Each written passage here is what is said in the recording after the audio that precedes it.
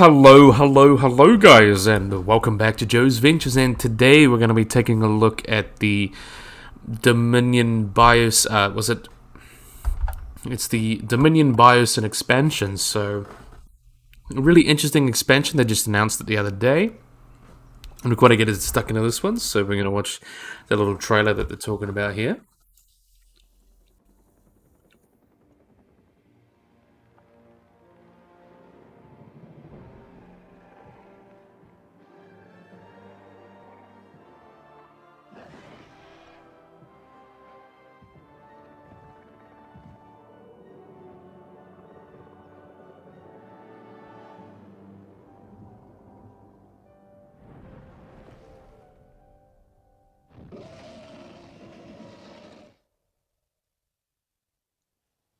So now that's wonderful. So really nice. So let's get stuck into next one here. I have to load it up. But anyway, we have got here. Oh, this is because I turned off my computer. But we've got the Jurassic World Evolution 2 Dominion Biosyn Expansion for Update 3 and Update 3 coming in June 14th. So it's about 2 weeks away.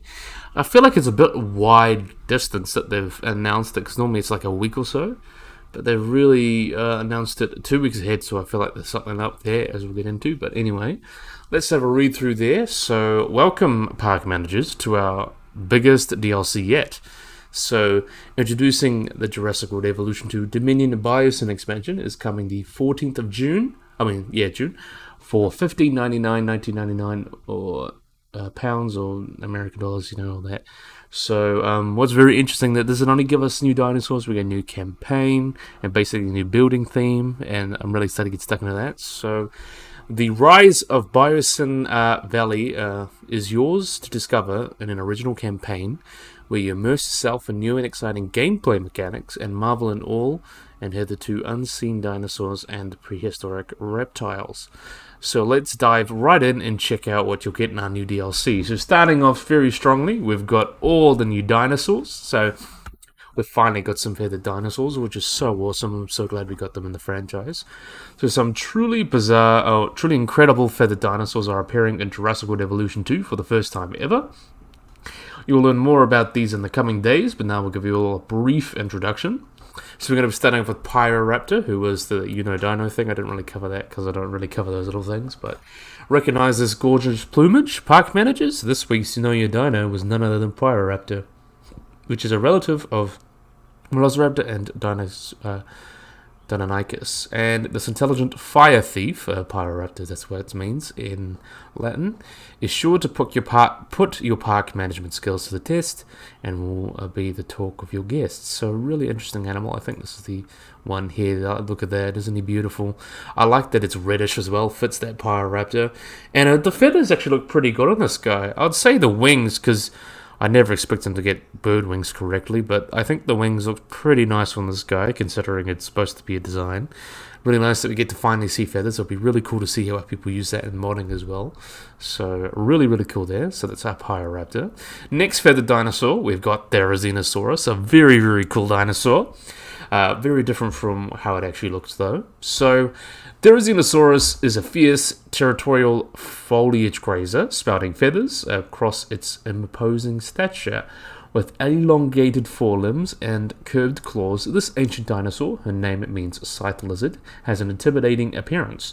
Using its claws usually its claws would be for pulling vegetation to eat rather than fighting. However, it won't hesitate to defend its territory.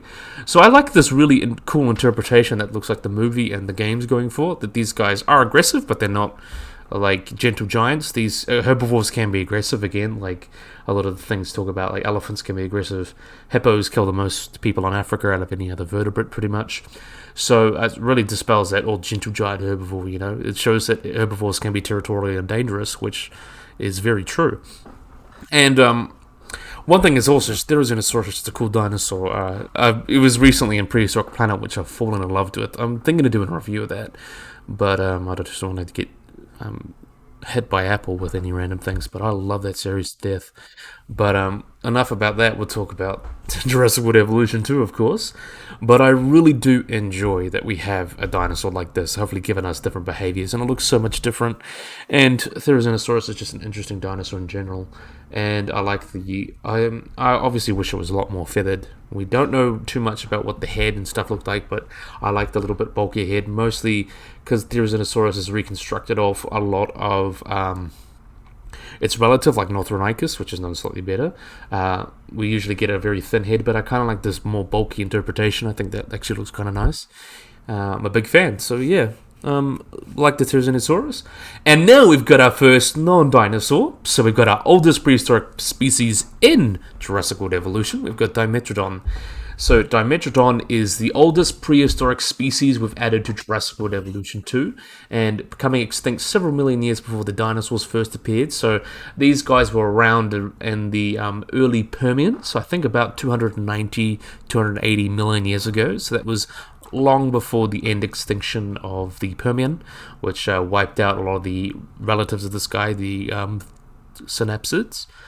Which is very interesting. And this carnivore is characterized by some impressive neural spines on its back, which is likely used in heat regulation, also display other things like that. But the coolest thing is this is actually the animal in the game that's most closely related to us, because these guys are a non-mammalian synapsids, so they only have one hole in their skull, as contrast to the diapsids, which includes pterosaurs, dinosaurs, birds, lizards, all of those things. So these guys are more closely related. This is the closest that we've got to our relative in the game, other than actually people and the small little mammals and things. But anyway, really, really cool that we get to see a synapsid. I really hope we get to see in games in general more Paleozoic animals, because they're so slept on. Especially prehistoric kingdom, I would love to see them to do them in a really accurate way as well, but that's obviously very far off, because remember that game's on early access. But yeah, really excited to see this guy as well. We've also got here Quetzalcoatlus, which is the largest flying animal of all time. Such a beautiful animal.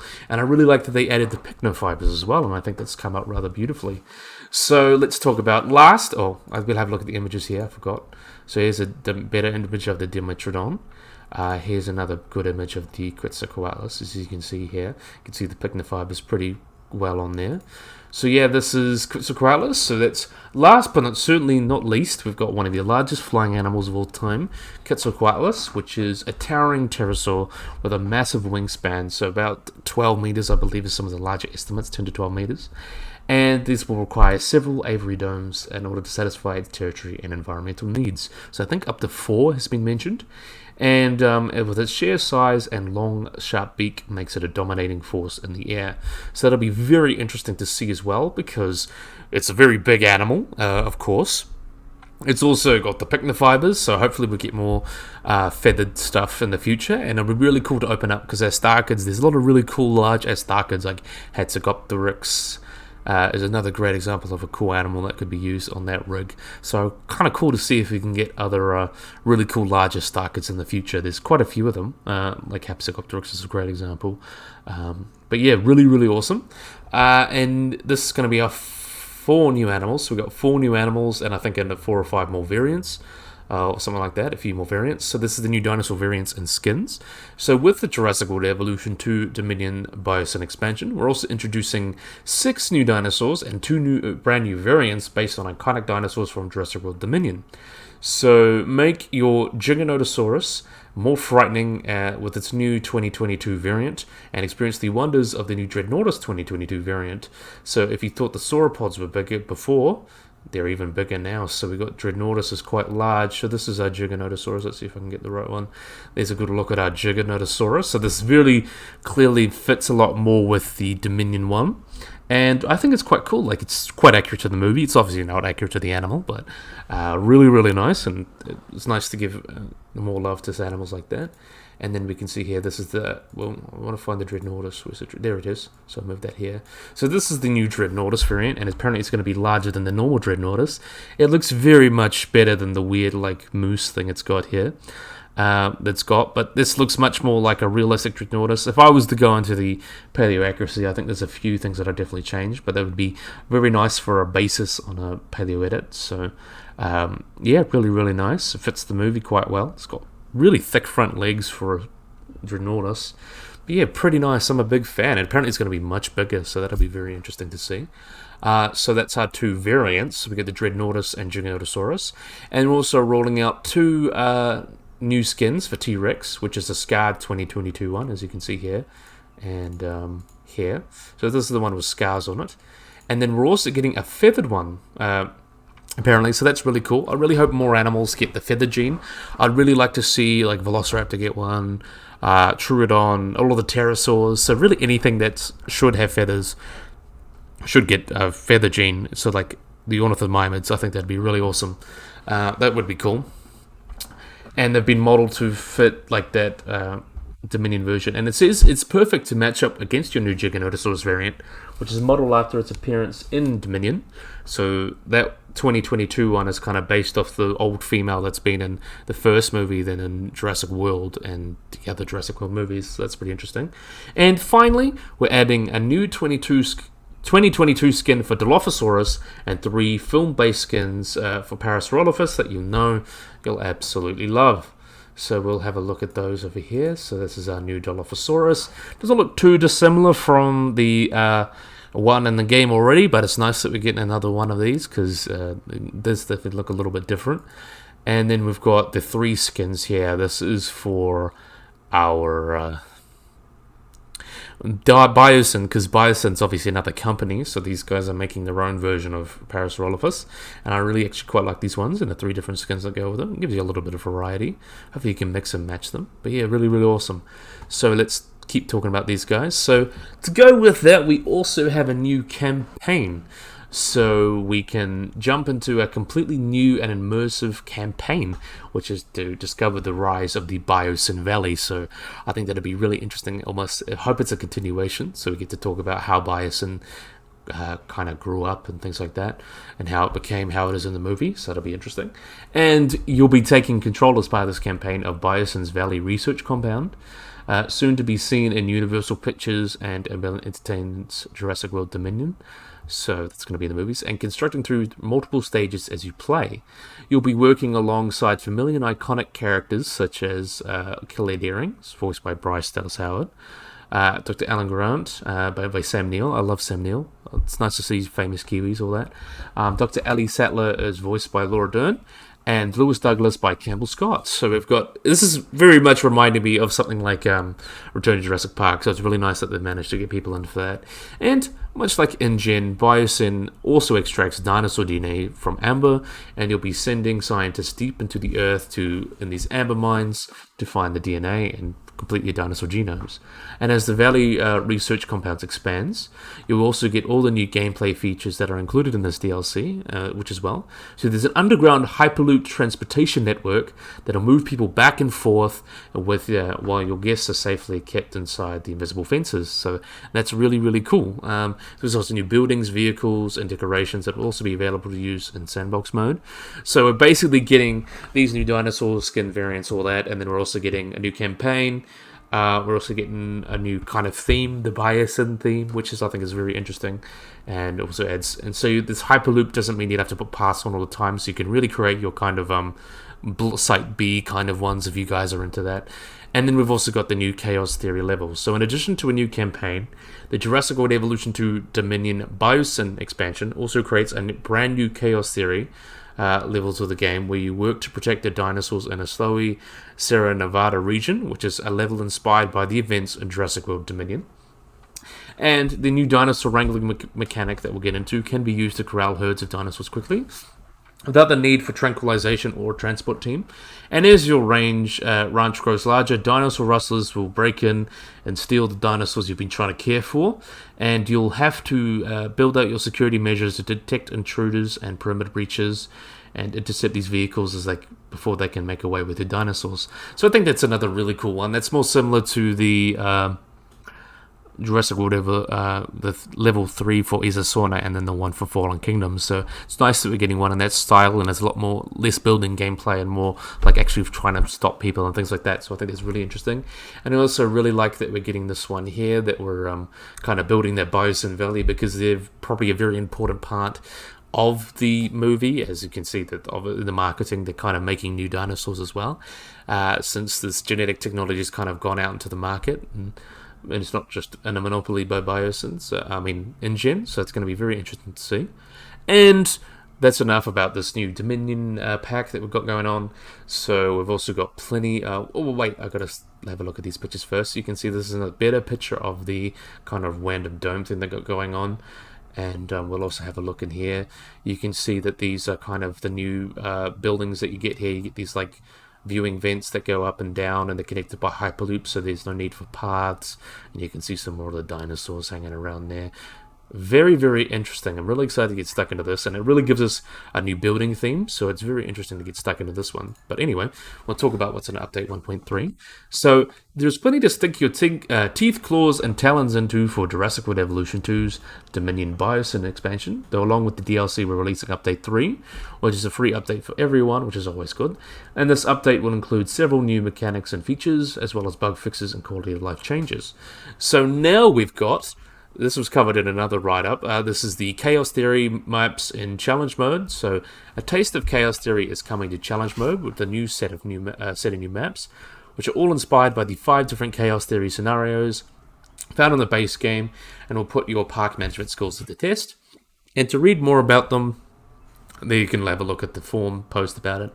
So there's different like challenges for different themes, and it's quite interesting actually. So I'm not really into the KO challenge mode, but I might have to just because it's very interesting challenges and things like that. So look, there's this fledgling dinosaur park. Jurassic World has been struggling to return its considerable investment, and then you got to change things and really got to sort it out and help. It's like almost like a new Chaos Theory. So I think it's quite cool. We've also got dinosaur wrangling, which there was a thing on the stream about it, so this is very interesting. So dinosaur wrangling is a core part of the new Chaos Theory level that'll be available in other modes as well, so this is going to be part of the free update. And this is the way you can move your dinosaurs around without needing to tranquilize them and call in a transport helicopter, so you can just wrangle them yourself. And wrangling dinosaurs can be done by a ranger vehicle, and it will let you move your herds of dinosaurs from A to B. So if you just want to move them from A to B instead of tranquilizing and moving them. And also you can multi-select them now as well, I think. There's a lot of other park tour changes. So look, your park tours can get a few upgrades. We're also happy to announce that park tours will now function as transport. So they need to connect separate areas of your park and improve your transport rating with a single connected tour. So that means you don't always have to use your monorails. So now you can use your other tours and things to connect parts of your park and get your transport rating up, which is always good. And you're also able to increase the number of vehicles based on the length of the tour, and can even adjust them between the distance between them. And finally, we've also added tour binoculars for all vehicles, further increasing the viewing radius of all tours. And we've also added a new DFW tour, so all areas will have access to a tour in sandbox mode. So that's very awesome. And transport changes. So transport changes. So while dinosaur wrangling will let you move multiple dinosaurs at once while on land, we are also allowing you to move multiple dinosaurs using transport helicopters with Update 3. So your dinosaurs will be grouped per species, and you'll be able to see them in order that they're being moved and transported, and so that just allows you to get it done faster, which is, I think this is really what the game should be moving and trying to create it, is make it as easy as possible to do things and not feel like you have to do lots of busy work. So I think that's really helping out so far. And the quality of life changes that we've got going in here. Last but certainly not least, let's talk about a bit of the quality of life changes we're rolling out in Update 3. We're also adding a new contract, as well as changing up some of the contracts already in the game. You may also encounter contracts that carry great risk but bigger rewards, and these deals can go wrong, so be careful. And if you're an Avant Sandbox mode builder, you'll be happy to know that we'll be removing building limits on operation buildings in Sandbox across all platforms, so that's good. So you can have multiple operation buildings even though only one works. So you can build multiple of these buildings when you can previously build only one, and you'll now be able to place down multiple control centers, visitor centers, arrival points, research centers, and more. And you'll be able to fully turn off both status checks and dinosaur injuries in Sandbox as well. So that's very, very awesome. And there will be more quality of life changes as well as bug fixes, and the full patch notes on the 14th of June. And as they say here, and I'll get into this as well, we will have more details to share about what you can expect from Jurassic World Evolution 2 Biosyn Expansion and free update 1.3 in the weeks leading up to the release on the 14th. Keep your eyes peeled on our forums and social media channels for all updates, and we will also release a full set of patch notes on the release date. So everyone here at the Frontier is extremely excited to bring this DLC and update. We can't wait to hear what you think. And do you have a favorite feature or addition you're looking forward to? Let us know in the comments, and obviously you can follow them on Instagram, Facebook, Twitter, things like that. But in my inherent thoughts on the DLC, I know it's a little bit more expensive. It's about $20 instead of $12. I think the Camp Cretaceous one was definitely overpriced just because it was only those, and that was like $12. It was like 12 variants or 12 skins, pretty much. 2 new dinosaurs and like 10 new skins and a couple variants. I think that was definitely overpriced for what it was. But I think this is definitely priced right, maybe a little bit less, because what we've got coming on here is we've got like 5, we got like 10 new skins, so we got we got the 2 variants, 6 skins, new variants, so that's 12, 6, 7, 8, 9, 10, 11, 12, so we've got that, so we've got the 12 new dinosaurs, but we've also got the new campaign in the new Chaos series, which is basically 2 story modes, and then we've got this new building theme, as in the Biosyn, or the Biosyn theme, where you kind of had the hyperloops and different operation buildings. So we're basically getting a new theme, new campaign, new Chaos Theory mode, and 12 new skins of dinosaurs. So I think that's actually pretty good price for what that is.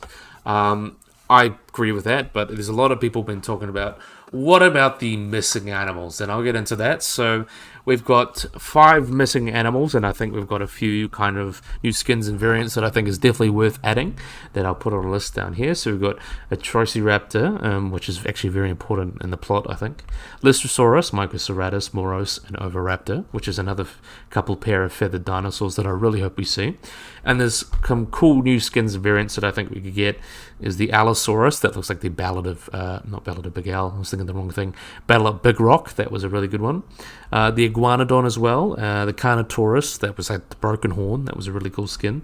I'd also like to see the male version of the Ceratops, and the remodel of the Apatosaurus as well. I think that would be really cool, but it seems that it might be coming at a later date, and I think actually next week they'll actually announce that it'll be coming as part of the free DLC, or the free LC, so it'll be coming as part of the update, so we can get all our content ready, and I think it'll be really, really awesome. That's my money, that's what I think, because when the first game came out, they obviously had to tie it in with Fallen Kingdom, and if they didn't do the same thing, that'd feel a bit rough, and I don't think a lot of people would like it. I really think they want to get at least some free content from the movie, so people are like into it, and even we get an update, so I think it'll be probably the best way to go. But yeah, I think that's all I can talk about. I'm actually quite excited for this. I'm definitely going to be playing both the campaign and the Chaos Theory mode on my channel, so you guys are watching that.